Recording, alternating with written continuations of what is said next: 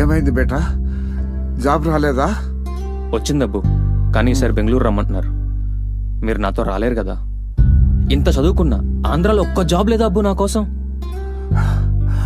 Yeah అల్లా. నమస్కారం అండి. నమస్కారం, చెప్పండి.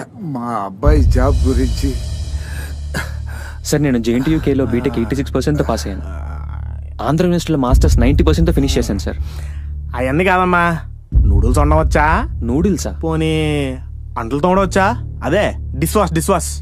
అది కూడా కాదంటే వాలంటీర్గా చేస్తావేటి? నేను మాట్లాడుతుంది IT జాబ్స్ గురించి. అదే సార్, చదువు తగ్గ ఉద్యోగాలు లేక కుటుంబాలను వదిలి పక్క రాష్ట్రాలకు వెళ్తున్నారు, దాని గురించి.